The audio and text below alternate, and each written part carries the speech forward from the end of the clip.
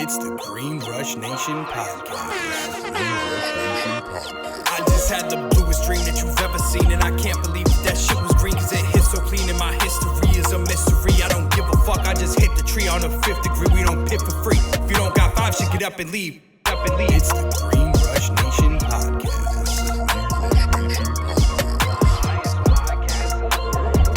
Yo, what's going on, guys? It's your boy B-Gunz back with another episode of the Green Rush Nation podcast, the highest podcast in the world. Today, we have a very special guest, someone who traveled a little bit to get here, and we do appreciate it. It's our friend Joe from Gravity. How you doing, brother? Thank you for having me, brother. Of course, we appreciate you coming out. Not only is he an owner of this brand, but he's a fellow podcaster as well. So I think that this episode is going to be a smooth one. Hell yeah, dude. I'm excited, bro. Hell yeah. Hell 2 hours to be here. Fucking A, man. That's dedication right there. You call, I'll answer. How was the ride in? It was smooth? Yeah. Nice and easy. Good weather right now, you know. A lot of deserts? Yeah. Hell yeah. Yeah, I'm a desert guy, man. Yeah. It's nice to come down here to the green and the nice. It's nice down here every once in a while. Hell yeah. It was a little cloudy though, you know. But yo, so here on the Green Rush Nation podcast, we don't want to just know about your great ventures with your business. We want to know a little bit about you personally as well. All right. So I'm going to take you back a little bit. Do you remember the first interaction you had with marijuana, and how did you smoke it? I was a late bloomer, bro, so I didn't start smoking until I was 21. Okay. One of my buddies was like, "Hey, let's go smoke some weed." I mean, I was like, "All right, yeah, you know what, dude? I'm at that age. Let's fucking try it, you know." Yeah, dude, we were smoking in my car, and I remember right afterwards, we were like, we were smoking with some other dude, and we dropped him off, and then on our way home, I was laughing so hard, I had to pull the car over because I couldn't see where I was going. Hilarious. And so that was my first interaction. So ever since then, dude, I've non-stopped since I was 21. Yeah. And it was a joint? Yeah, it was a joint. Yeah. Best way. But damn, you didn't get paranoid smoking in the whip for the first time? I would have been fucking shitting bricks. No, I was already 21 too, so I wasn't like, you know. I guess it's just different out here too. Yeah, it was always illegal for me, so I was scared. Fucking, this shit blows my mind. This is how much bullshit it was in like where we lived at the time on Long Island. The cops just wanted to fuck with you. Yeah. And I always had great fucking weed. So if I had that shit, you're smelling it down the block. Yeah. And at the time, I was dropping one of my friends off at home, and literally we weren't even smoking. Like, we just had weed in the car, and a cop rolled by, stopped at the stop sign, fucking made a U-turn, came back. I'm like, yo, what the fuck? Like, we're not even smoking, bro. He's like, I smell weed. I'm like, how, bro? Like, we didn't even smoke here at all. Like, I don't even know. Bro.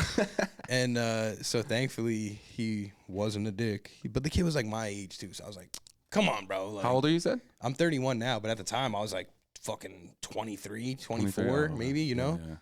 Oh, bro, we got pulled over. I just bought a brand. My girl and I bought the Raptor right when it came out. This was actually 2014. Fire. 13, but we had like 10 pounds in the truck with us. And we're flying through Barstow, and we get pulled over by highway patrol. And my girl starts freaking out, dude. She rolls down all the windows, you know? And I was like, damn, dude. I was like, we got a lot of weight right now. Like, especially back then, you know, it was not anywhere where it is now. But, the guy, thank God for the truck, dude, because he's like, oh, wow. He goes, this truck must go really fast, you know, because we were flying. And my girl was like, here, I'm sorry. I didn't mean to speed, and handed her license before saying anything. Like, he didn't even say what he was pulling us over for or anything. And he never even gave her the ticket and let us go. And we're good to go. I was like, God bless. God, but yeah, that's when you know God was with you. Yeah. You know, those times. Yeah, slow the fuck down. Crazy, bro. But I'm glad that times have changed, man. You know? Yeah. Like, what did I have on me at that time? Like a quarter? Yeah. And I was like, oh, thanks for not being a dick. It's fucked up. There's people who put away for that. That's what I'm saying. Thanks for not being a dick. And like putting me in jail, you know? So thank God, yeah. Fuck, bro. But yeah, good times. Things out here, much different though. So after that, you were fully immersed in it, huh? Smoking every day? Oh, yeah. Wow. Yeah. So that was quick transition. Yeah. But you're not the first one, yeah. I have, it's hard to settle my mind. You know what I mean? Like, I'm a very, I got to do stuff and, you know, like, whatever. So we kind of just, like, it helps you relax, with that? you know? Hell yeah. But yeah, I didn't smoke for any other, I mean, it's just a life smoking, you know? No, absolutely. Same here. People even ask me, like, now to say, like, why do you smoke? I'm like, man, it helps me with everything, honestly, you know? It gives me energy when I need energy. Yeah. It keeps me awake when I need to be awake, you know? Like, helps me fall asleep when I need to fall asleep. Yeah. I I got a use for everything for it. So many uses, bro. Yeah. So, and medically, fucking creativity, you know, whatever. And physically, you know, it's just everything. Yeah. Better quality of life. Yeah. Some people though don't see it that way, but that's okay. You know what I mean? Not everyone needs to smoke, but hey, it's not for everybody. And that's okay. Yeah. I used to own a dispensary in Vegas. Okay. And I remember like we'd get like older cancer patients who'd come in, and man, those guys we hooked them up. You know what I mean? Yeah. And to see like people like that, they're like, without this, or you know, or even now, like you know, gives our gravity carts, I'll give them to someone who's like on a bunch of medication, and I'm like, dude, this like I'm off all that. You know what I mean? And absolutely. That's like that's gold to me. You know, that's what those are the people that really need it. So like that's the coolest part about it is it's actually medicine. You know, however you decide to use it, at the end of the day, this is a medicine. Right. You know, 100%. So what did you do before cannabis? Did you see yourself working in cannabis always? Or? No. Okay. No. What kind of path did you take before this? Dude, I was a natural born entrepreneur. Okay. I mean, 8 years old, I would pick gardens. I'd pick flowers out of people's gardens, and I'd go door to door and sell them, you know? And I'd come up with like $40. Nice. I was like, where'd you get all this money? You're 8, you know? Yeah. So I always kind of had that intuition, sold candy in high school, you know, whatever I could do to make money, you know? Hell yeah. So around 21, 22, after I started smoking, the same boy who introduced me to weed, his friend used to own a dispensary. And I think it was like one of the first ones. I want to say it was like G13 or something in Upland, if anyone remembers the name. But and he was killing it, dude. He was making a lot of money. You know, and me being an entrepreneur, I was like, yo, let's make money. You know, we love smoking, you know. Yep. So we started with storefronts. My first one was in San Bernardino, which was a horrible mistake. But why was it a horrible mistake? One, I didn't know what I was doing. We were kind of winging it. You know? Never opened up a dispensary. And back then, that's the best way to learn shit, though. 100%. But you know, with weed, it's a little freaky because you know you're opening up a storefront and you're hoping that well, I mean, you don't know. There's no licensing back then. You know what I mean? There's no like. When was this? 30, 15, 16, 17 years ago. So okay, wow. 30. When was that? We shouldn't have smoked before. So was that Prop 215 or not yet even? Yeah, that was our Prop 215. Okay. Yeah. 2010. What is that? Would that be? Yeah, somewhere around there, brother. Okay. Somewhere around there. Yeah, dude, we opened up and I didn't really have money to open up the store. Okay, and I had a good job. My lady had a good job, and so I kind of made a deal with her. I was like, hey, let's get rid of all of our shit. Get rid of our cars, do no car payments, no debt, and spend all our money and open this dispensary. Okay. So she was like, hell yeah, she's a team player. You know, she's my girl. She's been with me since, you know, beginning. That's dope. And so, dude, we opened up this dispensary with my partner. He ends up bailing before we opened because he was getting all weird about it. And then I got a new partner, and it ended up being a bad decision, whatever. So we opened after 2 weeks of opening. I got pushed out, you know. Damn. It is what it is. Hey. Huge blessing. Because what happened was I went to Vegas, and I was one of two delivery services out there. Sick. And dude, so I mean, instantly on Weed Maps started killing it. You know what I mean? Dope. So and that's where I got my rise. I think in the industry was in Vegas. How was that? How was that like atmosphere in Vegas? Dude, that was a whole different. Was it hard to balance work and play and life and all that shit out there? No, not at all. Actually, you know what? Don't want to say too much, but because we're making good money, you know, on the weekends we go to the clubs. Well, that's why I'm asking, because Vegas is tempting, bro. If you got money, you could have a lot of fun there. Right. Being young and getting, you know, starting to come into money, that's a problem. Yeah. I could see why like a lot of the young celebrities act out. I mean, you're in your 20s making millions, you know, like it makes sense. Some stupid shit. It makes sense. I wish, well, I mean, whatever. I mean, I'm glad I did all that because, you know, it was a good learning experience. But after a while, you start like, yo, let's start saving money and like investing in your future. Yeah. So I got out of my system. So I was definitely blessed, dude. Had a great time in Vegas. Dope. Once it went legal out there, I was partnered with a team of doctors. Got them licensed, got them opened. We opened right across the street from the Palms. It was called. And when you say legal, you mean medically legal? Yeah, it went medical first, right? Okay. Yeah. I couldn't afford it. It was $250,000 per license. You know what I mean? Per license to apply. That's fucking Doesn't mean you're gonna even get it. Yeah. So that was I teamed up with these guys. We opened up. It's now a cookies store because I know it got bought out. Okay. But I kind of had a falling out with them a little bit. You know, kind of didn't see eye to eye on the direction of. It happens. And so I came back to California, bro, and went to Santa Barbara. I opened up a vape lounge, and then from there went. I got into manufacturing right around there. Okay. So I was doing a lot of retail stuff. My buddy was doing an extraction company up north, and he's like, "Hey man, I need an investor." So I gave him the money to expand, paid me back like in 4 months. And I was like, "Holy shit!" I was like, "Let's get another location going." Hell you know, yeah. open up our SoCal spot, and that's where I learned to become an extractor. So, like closed loop BHO extraction. Very cool. The little 2-pound system. What was that process like for you? What's funny is that when I first saw it and he was showing it to me, I was like, dude, I'm gonna hire someone. I'm not doing this, dude. Just like, how many valves are on this thing, and we're talking about a small system, for sure, to where it's at now. But I was like, there's no way I want to learn this. I failed in chemistry. Wow. But after I learned it and kind of got into it, dude, I was like super into it. Oh yeah, like the it's science cool behind shit. It's really cool shit. It really is. You know, there's a whole. Dude, there's so much to it. Especially now, like it's so many different like versions of wax. Like seriously, diamonds, shatter, batter, fucking. Oh yeah. The list goes on. Yeah. Now there's an isolate, THC, HTE. Yeah. Then you can break it down even further, right? CBN, CBD. And I seen it for the first time.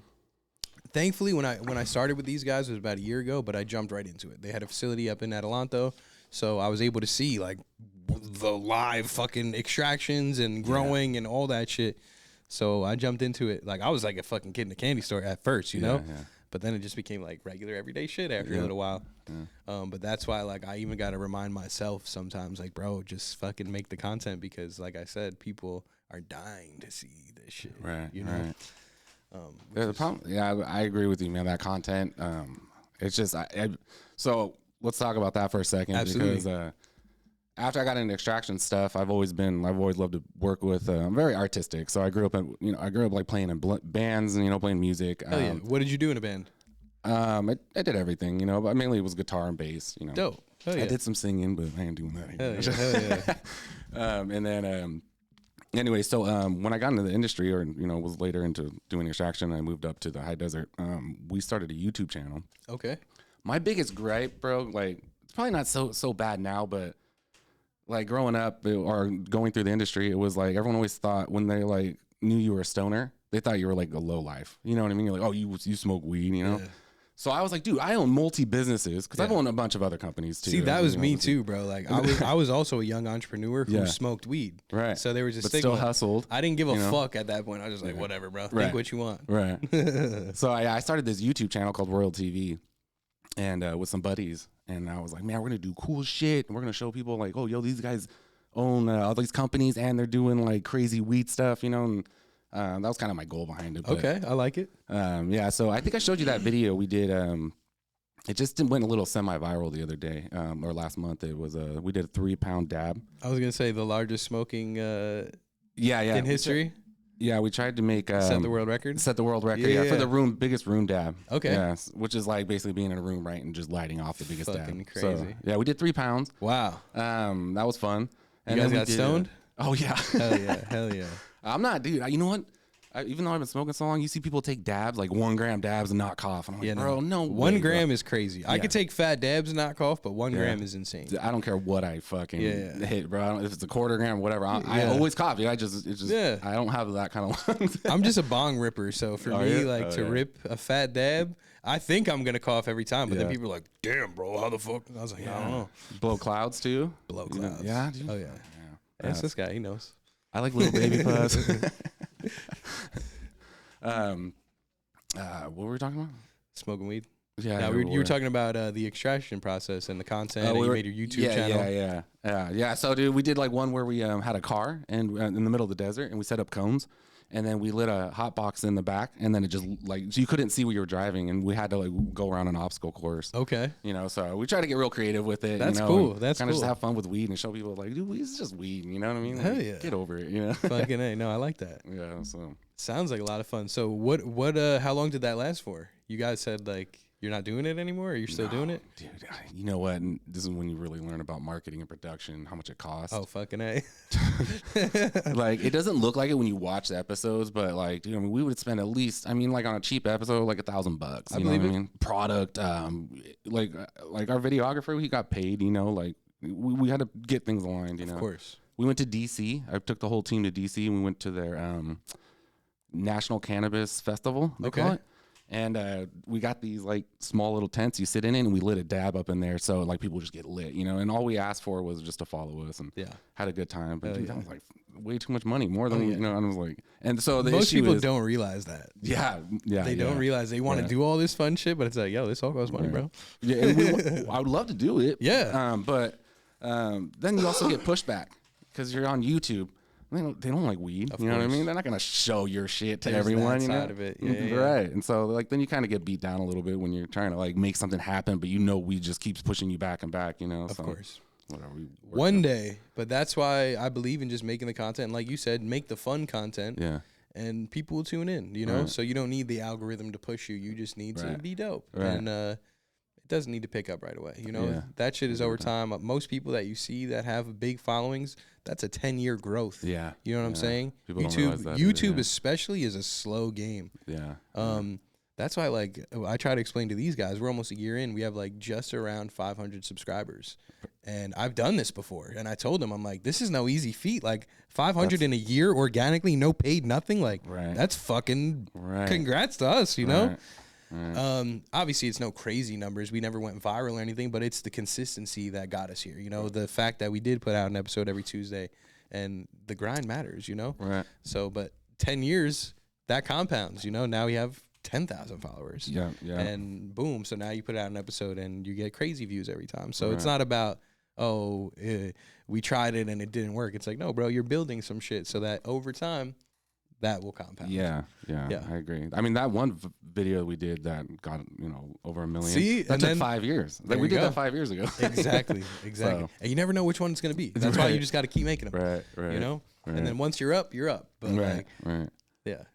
But that's pretty cool shit. What was the coolest thing or craziest thing you say you did on the YouTube? Craziest thing. Dude, they were all crazy. We had an escape room. Okay. And obviously we lit the whole room with smoke, so you're like looking through the smoke trying to find clues and stuff, you know? That's funny as shit. Dude, that was just an all around fun thing we did. I mean, I wish we could still do it, but you know, we kind of converted into our podcast. So we have Royal Talk. So we had Royal TV, Royal Talk. Okay. So you're still doing content. Yeah. So the extraction company I told you I started back in the day was called Royal Extracts. Okay, so it all ties in. Yeah. So we kept that brand kind of jumping, and you know. So, anyways, now we're doing Royal Talk, and so your journey has been so far. You started in storefronts, then you were in a delivery service in dispensaries in Vegas. Then you came back over here, and Royal Extracts was the next move. Yeah. Okay. Yeah. Okay. And manufacturing. Okay, and manufacturing. And that's where I stayed. I did some grows, you know, learned, you know, kind of with other people and whatnot. So I understand the basic, you know, principles to growing. So absolutely. But I really honed in when it came to manufacturing and BHO extractions. Very cool. So BHO is your specialty. Yeah. How about the new wave of like rosins? Have you tried that at all? Yeah. We do. So Gravity. So Gravity came about a few years ago. It took us 3 years to build this building, right? Okay. You know, I'm sure this is to someone who's not in the industry, but this isn't an uncommon thing, right? It took us years to open. Absolutely. Doubled. Went twice as much as we budgeted for to open this place. To people that know, sounds like a typical story. Yeah. So we finally got open. We really wanted to focus on brand. Okay. So that's how Gravity came to be. Dope. And then, you know, there's a bunch of struggles in the industry. It is what it is. So I've been doing manufacturing there, where we do live rosin. We do have a live rosin room or resin. Jesus, we have a hash room, you know. Okay. And then we specialize. We mostly do BHO extracts. I just came off of. I just sold our store like a few years ago, this year, but I've had it for a few years. Okay. And it was we built systems for people, like custom systems. Gotcha. I was very big. This might be whatever, but I think a lot of the brands, extraction brands you see out there, charging X amount of money is fucked up. Oh, yeah. I'm gonna be honest. Like, dude, like, I'm sorry, I'll call you all out. Like, you're charging like 150 grand for a system that really was like 25 grand to put together. Yeah. And so I learned most extractors who've been in the industry long enough know how to build their own systems. The issue is it's a part after that. If you're going to use it in a type 7 lab, you have to get it peer reviewed, right? Okay. Engineer signed off. So that might be a little uneasy for some people, but I learned how to do all that. So I did it for my own place, you know. And so we were able to build like what would have been like $500,000 in equipment. We probably did it for 150 grand, you know, brand new, everything's gorgeous, you know. So beautiful. Congrats. Whatever. So point being is that I've been in extraction, building systems, doing a lot of that stuff, consulting, and then but my main focus is gravity, you know, doing extractions there. Absolutely. We just won the belt. Thank you very much for that, by the way. Congrats on that. You know, carts is our, you know, it's a big staple right now in the industry anyway, but absolutely. People really like our carts. We do really well with them. For sure. And that's these right here? Or the actual 510s? No. I'm sorry, disposables. Okay. I always call them carts, you know. I used to too, but then now like people are like, what do you mean? Yeah, I'm like, yeah. Okay, yeah. You got to be real specific. And I'm like, what the fuck do you mean? Like, nah. yeah. We make a cured resin and a live resin. Yeah. Which we get shit for because people are like, well, what's the difference? Well, it's because all the shit you smoke, not you, people in the industry, you know, out there. Of course. Everything says live resin. Yeah. You know what I mean? So I was real big when we did our brand. I was like, I'm not doing that. I was like, I'm going to show you a cured resin option and a live resin. You could taste the difference. You know what I mean? There's a big difference. What is the difference? If you want to just explain that to the people. Yeah. So cured resin is made from cured flower. Okay. Live resin is made from live flower. Gotcha. Okay. So fresh cut live resin, cured, smokable bud. Yeah. Gotcha. Yeah. It's cured, right? Hung, dried, cured, right? So that's our cured resin stuff. And then we have our, you know, live resin. So okay. It's Interesting. real specific. So what does a day in a day look like for you now? Day in the life. Damn, bro. I wake up at 4:20 every day. Hey, good time to wake up. Go to the gym. Beautiful. Come home, get breakfast, go straight to Gravity. So I also own another company called Hex Smoke Shop. Okay. It's a glass store. So we sell high end. It's not a typical smoke shop. We sell it's really cannabis. It's for cannabis mainly, okay? To smoke and consume cannabis, right? So we sell high-end glass. Heady stuff? Heady stuff. Okay. We also do cheaper stuff, but we hand pick it all. And if it doesn't feel quality, you know what I mean? We're not putting it in the store. Like, absolutely. You'll flick any piece of our glass, and you're like, oh, wow, this is, like, good. And it's reasonably priced. I don't know why. Where's that This at? might be killing me as an entrepreneur, but I don't like fucking over people. Huh. So the markup I think that'll smoke take shop, you bro, is longer in the long run. It's taking me longer to get there though. But well, that's like anything. That's a slow grind, you know. It's like in smoke shops, right? They have like a 500% markup, and we always do like a 200%. So basically, whatever we buy for, we're gonna double it, right? Like, and that's where we try and be. Maybe another 20.25% after that, but. So at our smoke shop, you know, anyways, I'm sorry, let me get back to the heck. Sounds like jewelry, honestly. Yeah. We just started doing bong cleaning. Okay. So glass cleaning. Very cool. So you could send it to us or just come in. We do for free too. Interesting. So yeah, we've already cleaned we got a few videos, but we just How does that work? What do you mean? Like how do you guys clean the bongs? Well, we have different. So we started off in a what do you call it? Ultrasonic. Okay. We have a big one. Yeah. So we use like a solvent to remove. Here's a little tip for everyone, okay? Let's hear it. When you're cleaning. I'm super curious about this. A bong could have two parts to it, right? The dirt or whatever's inside, right? Everyone thinks it's just wax, but it could also have plant matter, right? Now, that kind of stuff doesn't get removed with alcohol-based solvents, okay? Does that make sense? Yeah. So if you wash a bong and it's still dirty, you're like, why isn't this other stuff coming out? Try using any other type of cleaner, like water-based, right? That'll usually remove it. Interesting. And so you have to use like a 2-part system. So here's the problem I'm having right now. It's funny that you bring this up. I have a bong with an ash catcher, but my ash catcher has like a very small, hard to reach pivot. I can't get like shit in between it to like really scrub it. So now it's like building up like a black. Every time I clean it, it gets clean, but then like it's really not clean, spotless, like it's brand new. Right. So I'm curious to see what you guys. Is it a 10 millimeter or 14 millimeter? I believe it's like, what's the standard? 14. It's a 14. How big's a piece? It's a smaller piece. So it's it might be a 10 then, because usually like 10 and 14 are standard. I shouldn't just say 14. Okay. You'll probably tend to see more 14, but Usually the smaller like dab rigs and stuff, they're gonna be like a 10 millimeter. So it's not a rig. It's not a dab rig. It's an actual bong. Oh, it is. But it's like a smaller bong. It's not like huge, but it's like okay. It's probably this 14. big. Then. Yeah. So can you? So we actually got like all different size magnets, and what we do is we throw a magnet in there, and then we'll have like. I'm so curious because I don't even think the magnet would fit through that piece that I'm talking about. You know what I'm saying? So that's what's funny is, dude, we went all the way down to, I think we just got 3 millimeter, bro. Okay. Wow. Like Holy tiny shit. because we had the same issue. We can't get shit in there. We bought different. We have like a bunch of different styles of brushes, and we just got everything, dude. Because I'm really good at cleaning bongs myself. Yeah, so I was like, damn, bro, this one bong is like actually pissing me off. Yeah. But it still hits great. Like obviously one of my favorite bongs I ever had. It's funny you say that too, because this dude gave us these 2 pieces and they're completely pitch black, bro. You couldn't see glass, dude. He's like, bro, they've been like that for 7 years. Fuck, and bro. He's like, I swear to you, if you can, I know you guys are gonna be able to get this perfect, so don't worry about it. But the whole reason we did it was to start TikTok videos, or you know what I mean, to see what show videos, you could do, ASMR, right? So I was like, dude, we have to make this clean if we're gonna make a fucking video. Or they're like, bro, that's half-assed. Yeah. So with the one first piece we got, dude, it probably took us 2 hours, right? Like just going like in and out of like different formulas and like things, because we also couldn't get something in there to get certain parts. Yeah. Anyways, got it gorgeous, bro. Like brand new, right? Second piece, it was an atch catcher that you're saying, but it was so small I couldn't get a magnet, yada yada. So we did we started with like an ethanol bath, right? And then we put this special sodium stuff in there, like a salt, right? But we put it in there so when you're getting your vibration, it's like shaking the salt too, right? To get some scrubbing. Mm-hmm.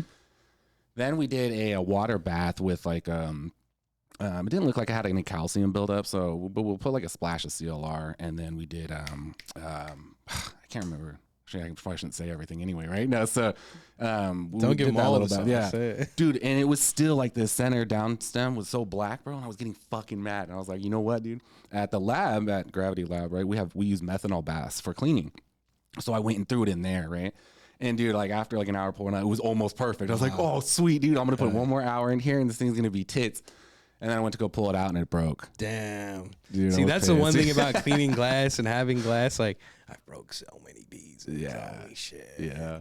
Even the bong I have right now, like, I love the bong so much that I bought it like 3 times. Oh, really? Like, I just love the little bong. It's a Grav Labs. Oh, yeah, dude. Funny. We love Grav Labs. They're great, man. Dude, they've been around for 30 years. I think they started in Colorado, right? The reason I like them is because they're scientific, bro. Like, I thought, like, any bong I've ever had, if I broke the fucking bowl, I would just get another bowl, you know, and it would be fine. It would rip the seam. This one, I broke the bowl, bought another bowl, changed the rip. I was like, what the fuck? Oh, shit. So I had to go get like the Grav Labs fucking actual bowl that they have. Yeah. And yeah, man, I've been super happy. The ash catcher I have now is different than the one I had before, but that one I really liked. That one was super easy to clean because there was no like small tubes, didn't have to do anything. Yeah. This one, different, harder to clean, but still like a great little piece. Yeah. Grav's a great company, dude. Even they are. Like, so this little bong, I don't know if you've seen it. Obviously, you have a glass shop, so you probably have. But it's the one that has like all the silicone at the high break points. So it has silicone on the base of it, silicone where the down stem goes in, and then silicone around the top. And I bought it because I break a lot of bongs. I've still broken those bongs, but not because of hitting them. I broke them because fucking obviously they fell from like 4 feet and smashed. So that happens. Yeah, that does happen. Yeah. It's sad when you break like your favorite piece. Yeah, you just got. That's why I'm glad it's like $100 bong, because I'm like, fuck, bro. When I've broken like really expensive shit, I'm like, like you don't even want to replace. It's almost irreplaceable, you know. Right. But you fucking break the $100 bong, you just get another one fucking there in 3 days. You're good to go. That's why I love doing it, is because like we'll go to Las Vegas, we'll go to Champs. I think Las Vegas got shut down, or it's not open. They're not doing it anymore. But I never even heard of it. We get to go hand pick like glass, you know. I'm like, that's what I like the most, because we just got a custom handgun done. Okay, it's gorgeous, dude, gorgeous. Very cool. We do. There's this dude out in Corona. He's called OTG Glass. I really like that dude. He does them with Lego pieces. Pieces. Yeah, inside like where the perks are and stuff. There's like a Lego dude. And he has like Trump, Vader, Spider-Man, like everything you can want, you know. Wow. So those are really nice pieces. That's fucking dope. Check out High Bastard, dude. That's probably that guy's out in, I think he's Ohio. Okay. He's just a cool ass dude. And every Champs dude, he's got his little table, you know. His glass is gorgeous, bro, and it's affordable. Okay. He's not fucking hitting you at $1,000 pieces, bro. Like we sell them in our store for 300, 350 or something like that. His normal, like probably 12-inch pieces. Dope. That's dope. That's why I really like. I like people. Like I said, I don't like fucking over people, bro. So if you give me a deal where it's like nice glass but and affordable, like, and it's 300 is obviously not cheap, but no, absolutely, it's not. It's an investment, yeah. But if it's an art piece, yeah, I like. Nice. I'm kind of like hurt with OM glass. Okay. I don't know if you know them. They're pretty big, but like our first order with them, like, dude, like it was so expensive for 3 pieces, dude. And like we have to resell them for like $1,200, $1,300, $1,400. They're like this big, and you click it, and it's like they break. No, it's just it doesn't feel like quality. You know what I mean? I know you're freaking famous, dude, but like that's not fair to like sell someone a $1,200 piece. That's like it doesn't feel good. Yeah. We still have them for a reason. Even we have other $1,000 pieces move all day long, but it's like I didn't know that because I bought it offline. The guy's like, "Hey, I have a picture."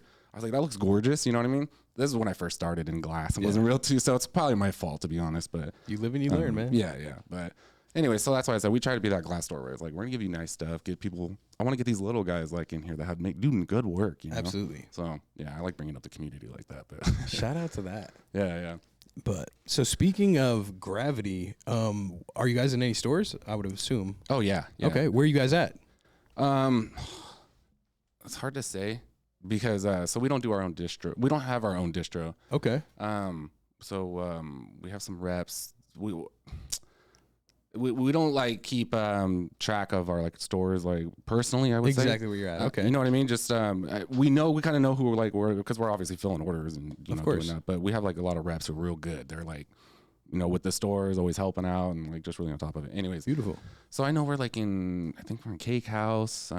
Like we're in some stores in Adelanto, some delivery services. I know Mystique. Okay. Dude, there's more, dude. I don't know. Because we have Lompoc also. Sorry, we're in Ventura. Some places around there. I just couldn't tell you. Blue Diamond. Check out Blue Diamond. They're cool as hell. And we just started the brand in March. I'm sorry, we just pushed the brand out to the market in March. Beautiful. At Hollow Flowers. And that was our first coming out, kind of like, hey, Gravity's here. But we were a little new to the game, you know what I mean? So distroing and stuff, it's it's a little hard. Absolutely, no, for sure. If you're trying to do it yourself, you know what I mean? Yeah. And like you don't have big backing, we don't have like multi-million-dollar behind us. Of course. So, we're pushing marketing ourselves. We do all of our own packaging designs in-house. We do all the printing in-house, not in-house, but we contract it out. That's my background too, is marketing and like designs and stuff. Okay. So I do we're coming out with our new ounce bags, half ounce bags. We have our new promotional bags, and those are all getting printed right now. I do all the sticker designs, yada yada. Beautiful. Where do we go with that? And what do you guys currently carry? I know I see some flour here. I see some vapes. Hey, I see a hash hole that we smoked before here. Would you do me a favor, brother? Can you grab me my backpack? I'm sorry. I just wanted to. Nah, you're all good. If I realized I was super high, and I was like, "Why isn't it coming down?" And I was like, "Cause I'm not vaping." There you go. There you go. It's also that Gravity hash hole, bro. What'd you think of it, by the way? Great. Yeah. It was great. Yeah, honestly, I'm stoned. Mm-hmm. I'm still stoned, and it's been. I saw your eyes get heavy, and I was like, "Yes." Yeah. Those are That's the other thing with Gravity. I will say is we're all the owners are stoners. That's great. We all smoke daily. So when we actually make stuff, I want to smoke my own cards, which I do daily, bro. Like I grab a card almost every other day, and I'm just. If you're not smoking your own shit, I don't even trust you. So I have a big fucking problem with that. People in the industry. Yeah. I don't want to say too much of a problem because there are some exceptions. But when someone's like trying to sell weed and like, oh, I don't smoke. And I'm like, then how do you know your shit is like? You have to test it. Like, there is a theory to that though. It's like, do you not smoke and you've never smoked? Then I don't know if I can really trust you. But if you don't smoke and you used to smoke, now I can trust your palate. Partial but like, credibility. I understand that we go separate ways in life. You know, you might still have love for the plant and the industry, but you just don't partake anymore. Yeah. Which I get, and that's fine. But you definitely understand it. You know, right? Just for the people. Yeah. If you never smoked, 100%. I don't know. 100%. But if you were a smoker, I might believe you. I guess it was all those new investors that came rushing in. You know what I mean? They just wanted to get in because of money. Yeah, exactly. Right? And not thank God, but they're going away. You know what I mean? Little by little. Well, this year especially, holy shit. Like, this is the defining year. You know what I'm saying? 100%, yeah. And so the real ones are going to be standing after this year. I think a lot of moving forward is going to happen. Yeah, what do you think is going to happen next year? We'll see. Obviously everything that's going on with the descheduling of it, well, rescheduling, not even descheduling. Right. I think that's going to push a lot of conversation just more towards like what we really need to do. You know, it's a step in the right direction in terms of there hasn't been change in 50 years. So like now something's finally happening, even though it's not the way we want it. That's how it happens every time, right? It's never fucking, oh yeah, we got exactly how he wanted it. Like, that's never how it rolls out. Yeah, it's I think, I do see some change coming. I do see some bigger companies stepping up. The thing is, bro, is the younger generation is not falling in line. Yeah, what do you mean? In terms of like, even when we were younger, bro, like we were more still in that generation of going out and partying on the weekends and getting fucked up and going to Vegas and that shit. These kids don't even give a fuck anymore. Right. You know what I'm saying? They'd rather smoke weed or drink a fucking edible drink, and gamble on their phone than fucking plan a trip to Vegas and go out every weekend and drink. You know what I'm saying? So that's why change is coming, because they're feeling that. Right. They're feeling that. Right. Drinking is down, bro, all around, 100%. Especially in legalization's up. In the states that it's up, like drinking is way fucking down. Right. So that's why I think real change is going to come. Yeah, it's going to be different with the new generation. All that's happening right now is they're scrambling to see how they can get their paws in and make their money. Yeah. Like, that's what's happening. There's no other. This is a stall. Who's that? Big alcohol. Big alcohol, yeah. And big people, big lobbyists. Whoever has the money to come in, they're figuring out, okay, how can we benefit from what's about to happen? The new prohibition, the new change, you know? Yeah. So. Was the fucking alcohol banned weed in the first place, right? They were part of the fucking banning back in the day. 100%. You know, so it's hot. Even hemp, bro. They came after the hemp industry. George Washington used hemp, bro. Yeah. Everyone did, bro. It was widely used back then, you know? And then they came in and took it all away for whatever. And now we have to fight to get it back. But that's all because of money, right? They want to make sure that's all it is, tax bro. Money's coming in. That's all politics ever fucking is about money. That's one of the problems I have with like, dude, I don't get to extract all the time. I'm usually constantly dealing with state stuff and, you know, like bullshit, metric stuff and, you know, that kind of stuff. And it bums me out because I'm like, damn, I want to be in here mixing and like coming up with new stuff, you know? And so that kind of does get annoying, I will be honest. But, you know, we're blessed to have, you know, to be blessed to be able to be doing it. But like I said, when change comes, it's going to get much easier to do. You're going to be able to do what you love more. Yeah. You know what I'm saying? You're not going to have to focus on, oh, fuck, this guy on my ass. Like, as long as you know you're operating within guidelines, you're good to go. Just fucking live your life. As being in the industry, though, I mean, I will say we're noticing a good trend right now, dude. A lot of grows are selling out. In terms of what, like flower? Yeah. Great. That's good. It's happening more and more within the last couple months. I'm not sure. Some people are blaming Croptober wasn't very successful. Okay. And, you know, if people don't know what Croptober is, it's where all the weed comes from up north, comes down here, right? Of course. So I'm hoping this is a good thing, you know, and step in the right direction. I did hear a couple big companies who are buying out other grows. Okay. They're saying they're trying to buy them all because obviously everything's cheap right now. Anyone trying to get out of the industry, you know. Here's the problem. I'll just say it straight up. Good thing, good trend. People are selling out. Mm-hmm. Take advantage of this trend. Mm-hmm. And now the people that are in the position set the price and don't go lower. Yeah, leave it there. That's right? it. Yeah. And that's how you stabilize. You don't fucking have people trying to undercut. That's where this happens. You're 100% right, bro. Because if you go to like any other industry, there's an industry standard on pricing, bro, right? I don't know like any other industry that is like you're gonna go in and you'll be like, oh yeah, I'm gonna go down the block, and they're not calling down the block like, yo, this guy's coming right now. This is the price I told him. You know what I'm saying? You want to know why? Because one of the big reasons, I'm not gonna say this is the only reason, but we have middlemen in this fucking industry. You know what I mean? There's so many middlemen just fucking slinging deals, and they kind of know how to wiggle it. You know what I mean? And like, if a grow's doing bad, dude, they need to make some money. They're gonna just sell it cheaper because they need to pay bills. You know, understandably. That's but the at other the same side point, it's like, fuck, dude, you're killing us here. You know? So yeah, you're 100% right. It'd be nice if we can get to like an industry standard on pricing and just. But that's why, like you said, we don't want to kill anybody. We want to just set a thing where we could all survive and eat and live, and that's it. You know. But like, if we keep fucking going lower and lower and lower, then it's a race to the bottom. Then nobody's gonna win. We're all gonna lose. You know. But if it could be, I was thinking supply and demand for a long time, right? Because we had too much weed. But now all these licenses, like we said, like 75% of them have shut down since legalization. So if this next rush comes in, right, within the industry, right, there's these rushes where it's like, you know, they sell a ton of cars or a ton of houses or, you know, you sell a ton of weed, right, it's coming back. Then there's not going to be enough weed, and that should drive up price. The other problem, I'll be honest, the problem with like big weed, like, so basically the problem with this becoming federally legal and all that shit is basically, shit, I had a good point, but fuck. It'll come back to me, but keep going with what you were saying. Yeah, I apologize. No, you're good. If it does become federally legal, that's a good point too. Is that I think California will have a huge rush, right? 100%. Then the demand will be here again. You know what I'm saying? Because they won't have to go elsewhere. Yeah. LA, California. Right. So I think what's going to happen is, right, we're going to have a couple years where it's going to go fucking haywire, right? And I think the price of pound's going to go skyrocket again.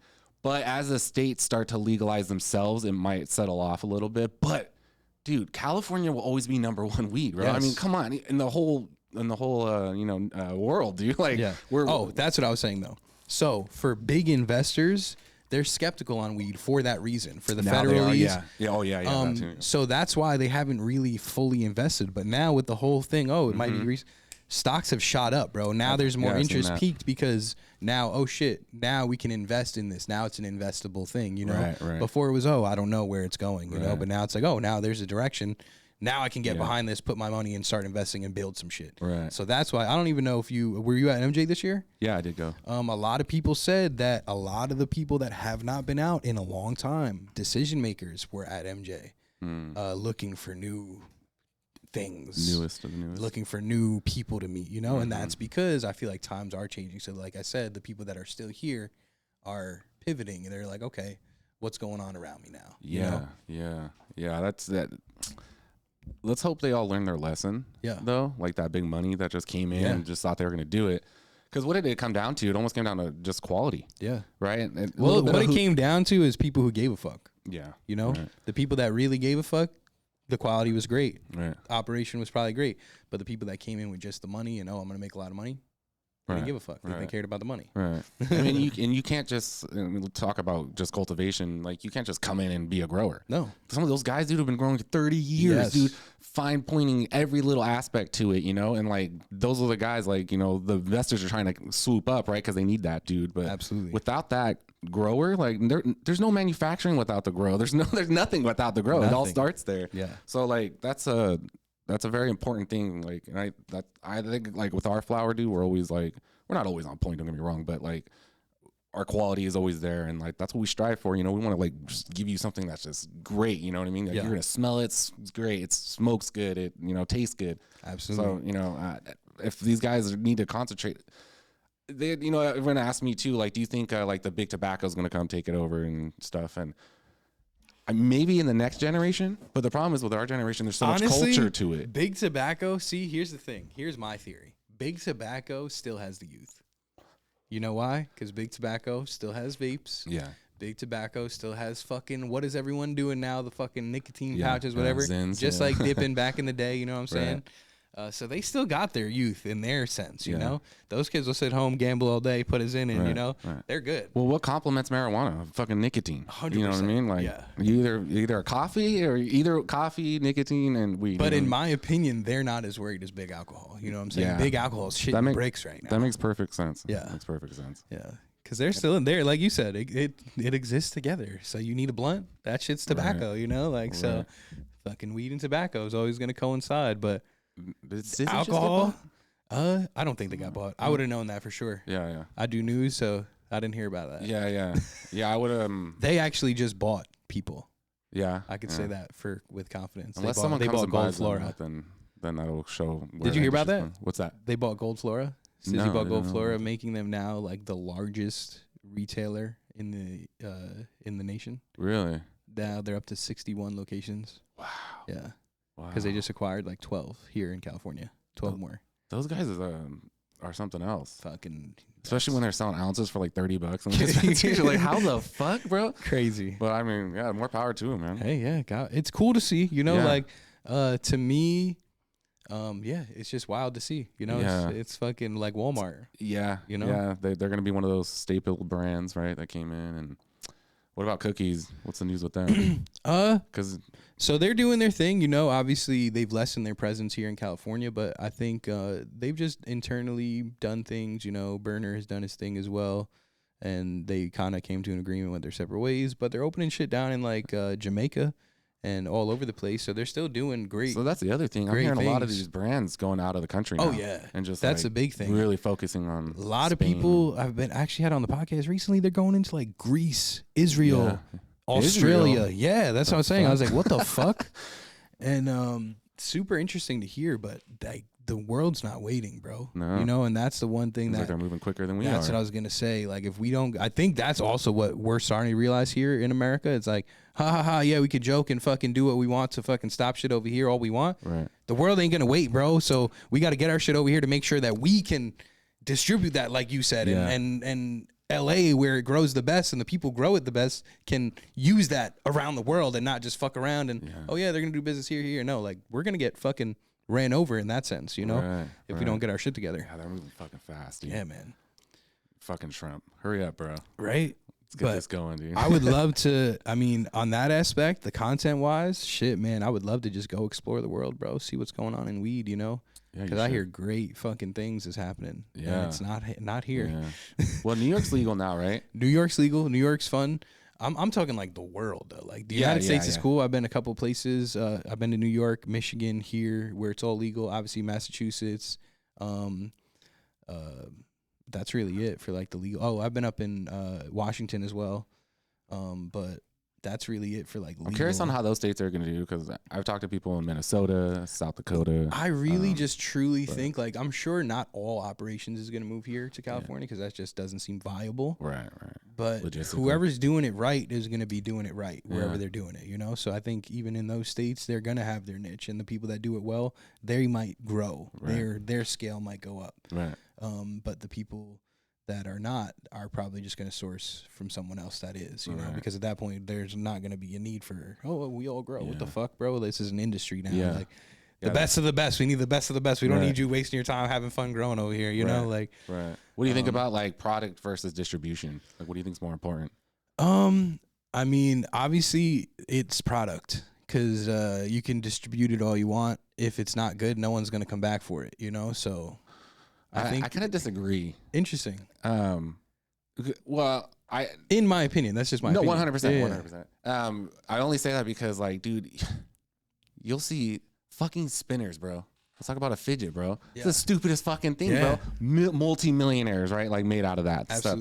But they had distribution. Yeah. You know what I mean? And but that's like, we're talking products. If we're talking weed, I think the product is like. Right. But I mean, I don't want to talk shit. But I mean, like, I see some products on the stores, bro, that's not good, and they're still. Why? But that's true. So, you know, because they got distribution. They got. You're right. There's all things. Maybe it's cheap. Maybe they have a margin there. Having 61 stores, right? It doesn't matter what fucking product. Like, they have 61 stores instantly to put product into. Yes. Like, they instantly have distribution, so it doesn't matter if it's grade A or grade B. Like, true. They're probably gonna move it, right? And so, like, I don't know. So, like, I do agree. The other thing is, like, if we talk about product, right? Like, what if you are a bomb grower, but you never hit that marketing scheme and you never take off? It's like a good singer, dude, who like never gets his break, a good actor, or you know what I mean, and so forth. There's good product everywhere, but it never gets to the masses, right? So, but if you had distribution, doesn't matter what fucking product, but you're gonna fucking get to the masses. So you're right. That's kind of why I've been a little bit more towards. Maybe that's honestly why I'm biased though, because I'm an artist as well. So like, I never gave a fuck about that. I'm like, fuck that. It has to be quality, you know. Like, it's gotta be good. I agree. Like, I agree. So maybe that just transferred to the weed shit too. Yeah. You know? Like we were just talking about you'll see like shitty quality fucking TikTok videos still hitting 1 million views, and you're like, bro, we're doing full production here. We got cameras, and why aren't we hitting 1 million views? Yeah, bro. So you but know. That's just life. That is life. That's life, you know. 100%.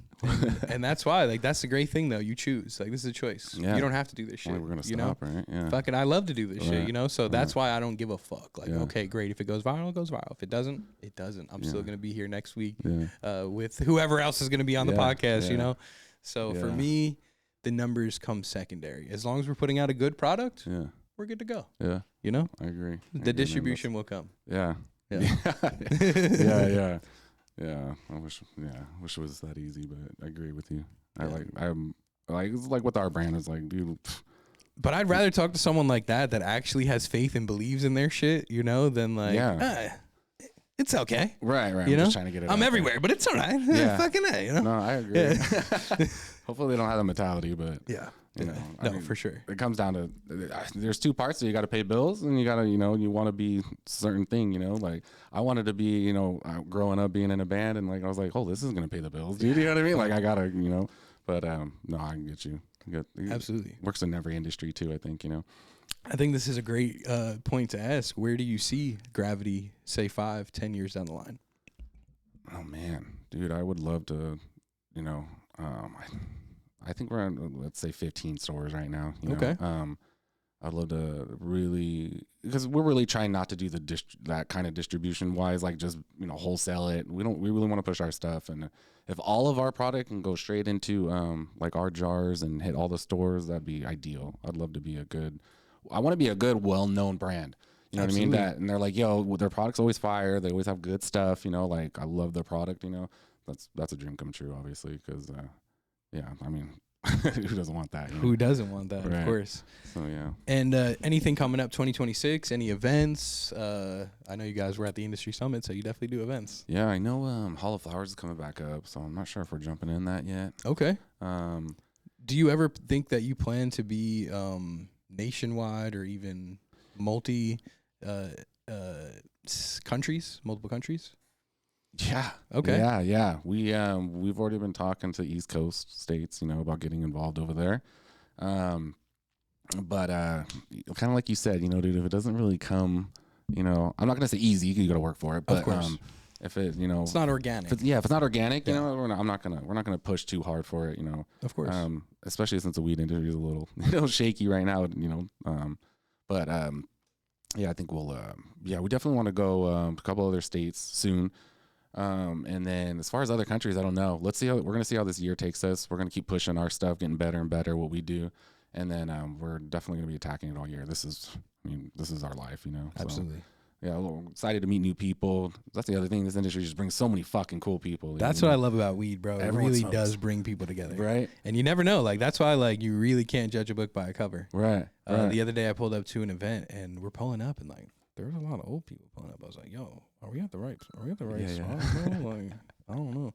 And yeah, sure as shit, they were all going to the same event. So I'm like, see, you never judge a book by the cover, bro. We're going to the same fucking place. Yeah, dude. Yeah. And weed is like, it's in every profession. Like because we get a lot of pro fighters on our podcast, and they all just fucking are stoners, you know. Those people more than ever, man. Yeah, you know, like those are people that need that shit for recovery and all kinds of shit. Right, so for people that like could really benefit from weed and are just so against it, doesn't make sense to me. It's like, hey, no, to each his own. I'll never force it on anyone, but it's like, why are you so against that? That could really benefit you, brother. This new generation, everyone's gonna smoke. Watch. I'm telling you, everyone. I'm telling all you. the old geezers who are like not into it right now. Like, the funny thing is, like when I first started smoking beforehand, I just thought like the people that were able to blow it down were just like, it was cool. You know, like looking at like Snoop Dogg and Wiz Khalifa, I'm like, damn, bro, like I hope I could smoke one like that one day. Like, God forbid I ever run into those guys. I need to be able to puff it down. You know, like fucking A. I gotta be able to keep up. Yeah. And sure as shit, the first couple times getting high, I was like, oh no, I'm never gonna be able to smoke that much. Holy shit, I'm fucking so stoned. But then like after a while, are you good with edibles? I'm great with everything. Are you? At this point, yeah. That's my weakness, bro. I don't know what it is, dude, but if I pop over 30 milligrams, I'm out. See, yeah, it has to be way more than that for me. Like, that shit I probably won't even feel, honestly. Yeah. But, like, I learned recently that there's different edibles, bro, you know? And some of them will put me on my fucking ass if I'm not careful. But most of them on the legal market right now, I'll chomp down 100 milligrams any afternoon and not worry about it, yeah. When I had my store in Vegas, we were kind of a little higher end, like the look of our store. So we got like doctors and lawyers that were like common customers, our patients. And dude, like these lawyers would come in right before court, dude, and they would get a bunch of edibles. And they're in court, dude, they're eating edibles, but no one could tell, dude. And I was always like, no fucking way, bro. Like, that's wild to funny, me. bro. Yeah, even we had some drivers, dude, like some of our delivery drivers, and they would kill 200 milligrams before hitting the road. And they're like, dude, it's just to keep me normal. That's like fucking Riggs and Gus. They're big edibles people. I don't use many edibles as them, but they're like RSO pill edible guys. You know what I'm saying? Yeah. And straight fucking from the plant. That shit scares the shit out of me, bro, because I'm like, fuck, now it's in a pill form. I feel like I could overdose on that. Like, I don't want it. I'm good. You keep it. That's a problem, dude, because when you smoke, right, like, They say when you smoke, you only get 30% of what you're smoking, right? But when you eat, that's 100. You know what I mean? So you're getting every ounce, like every bit of that. So see, that's the shit that scares me too, though, because like I've never been like too high. Well, yeah, like high where like I would pass out, but like high where I scared myself, you know. Oh, yeah. And I think I might do that soon. Yeah. Yeah, because I tried to one time. We had these fucking like. You try to. Yeah. Try to. Really? So it's hard for you to get there, is what you're saying? Or? This is why, though. Because we had these syrups that were 1,000 milligrams. They were not 1,000. I don't think there was any weed in it. Yeah. Because I drank the whole fucking bottle. Like, no bullshit. Yeah. And I didn't feel shit, man. So I was like, oh, damn. I like even tried to make a video and everything. I was like, oh, guys, I'm fucking chugging this down 1,000 milligrams. I'll see you in a little bit. And then, like, halfway through the day, I'm like, yo, what the fuck's going on, guys? We can't do a part 2 to this. This is bullshit. But recently, he just put me on to these fucking edibles. That's 1,000 milligrams, and it comes in like a sheet with like a scissor. So you gotta like, you can cut it off in like squares. There's like squares. So you can dose it however you want, obviously. Or you could just eat the whole fucking 1,000 milligrams. So I think that one actually fucked me up when I had like a little bit. Like it actually got me high. So I was like, oh, maybe I'll do the sheet of the 1,000 of that, do it on video and see how I react, you know? Damn. How many milligrams did you have where you felt it? So I've crushed like fucking 500 in a sitting, 1,000 in a day type thing, you know? But I've never ingested like 1,000 at a time. Yeah. So I'm just curious to see how my body would react to something like that. Sounds like a real TV challenge that we would do. Well, that's what I'm saying. Like literally, I would definitely want to do a content. I'm not just gonna fucking do it to do it. You know, like there's no point in just I just want to go home and take 1,000 minutes. Like no, I want to see what happens. I want to document it, and then I want to show the people what happened. You know, that'd be dope. Like that's what I was really hoping for when I chugged that whole fucking thing that day. I was full sure. I was like, fuck, bro, I'm not even gonna remember this tomorrow. Like. This is gonna be a crazy day, you know. Like I'm not even because we did it. I was in Adelanto, bro. I was like, "Fuck, I gotta still go back to Hollywood." Like, it's gonna be a long fucking day. Yeah, and nothing happened. I was like, "Yeah, what the fuck? This is bullshit." That wasn't properly. Delete the video. For sure. Well, like I said, I don't know that guy that I just got him from at the time. There must have been nothing in it. There must have been nothing in it. He put a drop. I was like, that looks like 1,000. He just scammed. He scammed. Yeah, that was a big problem in the black market days with people misdosing.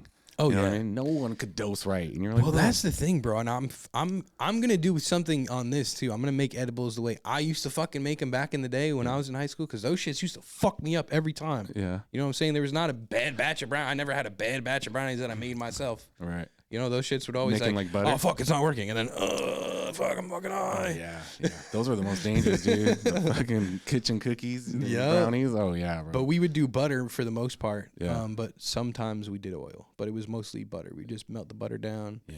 And the easiest way. Yeah.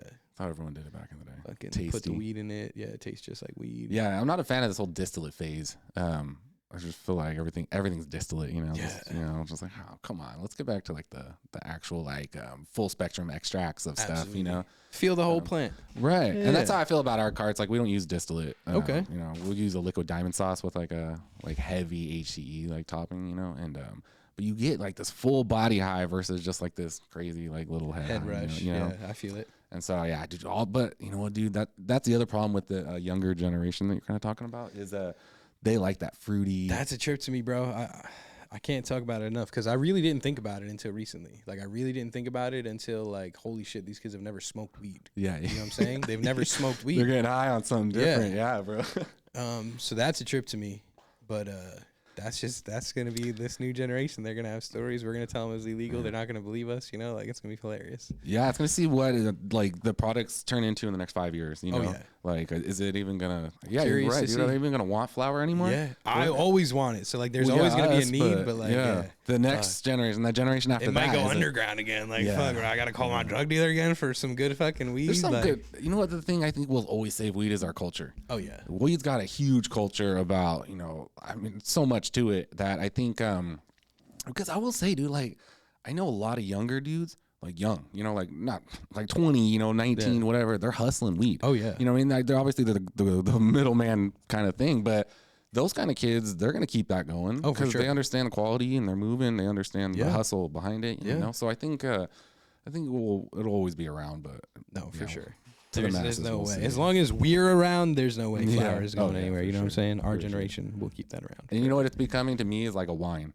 You know what I mean? For sure. It's like, it's funny to me because I'll smell it and I'm like, holy shit. I was like, yo, this smells just like, you know, sour diesel or whatever it is. And then you let someone who doesn't really smoke smell, and they're like, bro, that smells just like weed. My mom, that's my mom. Yeah. She's like, oh, I don't like the smell of weed. Right, and then right. It's just smelling. It all smells the same. I'm like, Yeah. no, it doesn't. It smells super different. That's funny. I know some older people that would, they wouldn't smoke it, but they would just burn it like an incense in their house, you know? Interesting. And that's they like the smell. that's the weirdest thing I've ever heard. Honestly, I've never heard someone want their house to smell like weed. Yeah, yeah. That's funny. But I don't smoke, but fucking smells great. Yeah, yeah. Did you hear about that old couple in Florida? They had someone called the cops on them because they had a weed plant in their backyard that like overgrew the fence. I didn't. And when the cops went there, they're like, "It's been here for 6 years. Like we just let it grow every year, and we thought it smelled nice, you know." That's funny. But they weren't smoking, you know. But I wonder if they were just lying. But Probably. yeah. Come on, we know. Right? They let them go though. They just dug it up. But Thank God. Thank God. They weren't dicks about it. Fucking A. Well, shit. Are you guys active on socials? Obviously, you said you have your YouTube. Is that linked to your brand at all, or is that kind of just for you? No, that's just for me. Okay. Obviously, Gravity's repped all over it. I was about to say, you want to shout it out anyway? Let the people know where they can find your podcast. Yeah, Royal Talk Podcast, ROIL Talk. We're on every platform: YouTube, Spotify, Instagram's our main like info hub for clips and whatnot. And then Gravity. We have Gravity High Life on Instagram, and Gravity.labs if you guys want to follow the lab part. But we post everything on Gravity High Life. And then we got a Hex Smoke Shop. Hex Smoke Shop. That's it, dude. I keep our names good on Instagram, you know? Beautiful. Do you have a website for that? Any websites for any of these, actually? For Hex, actually, it's they're doing it right now. We just, my boy's doing our website. We're going to start selling on there all the nice pieces and whatnot. To be continued. So probably when this drops, your website will be live. Oh, yeah, 100%. Absolutely. And if you're looking for Gravity, just look up Weed Maps. We're registered on there. See where they're at, yeah. See where they're at, yeah. Where Absolutely. they're at. where they're at. Yeah. Well, yeah, no, we appreciate you coming out. Yeah, go check them out. Obviously, right now, you guys have flower, vapes, hash holes, and anything else? Vapes, hash holes. Yeah, we do BHO extracts, rosin extracts. Okay. Yeah. We have our 2 gram pre-roll hash hole. We have our 1 grams. Kind of a full spectrum of products, you know. Whole lineup. Yeah, everything's indoor, fire, always good, top of the line. You know. Hell yeah, we love to see it. Thank you, buddy, for having me. We appreciate you checking out for sure. It. Oh, no, anytime, man. It's been a pleasure. Yeah, a fellow podcaster, you made my job easy today. So dude. I appreciate you that. on our place and fucking. I can't wait to come up there. Yeah, absolutely. Appreciate it again, bro. And we know it was no easy trek. You know, you definitely came out here, so we appreciate you taking the time out of your day. Yeah. Thank you, bro. Shit, man. The people definitely learned a lot. Had a blast. Hope so. Hate that it has to end right now, but that's it for today's episode. Tell your mother, your brother, your sister, whoever needs to know. And please like, share, subscribe. We appreciate all the attention and just support that we've had so far. So shout out to you guys. We can't do it without you. And we will see you next time. Peace. Peace. I just had the bluest dream that you've ever seen, and I can't believe that shit was green, cause it hit so clean, and my history is a mystery. I don't give a fuck, I just hit the tree on the 5th degree. We don't pit for free. If you don't got 5 shit, get up and leave.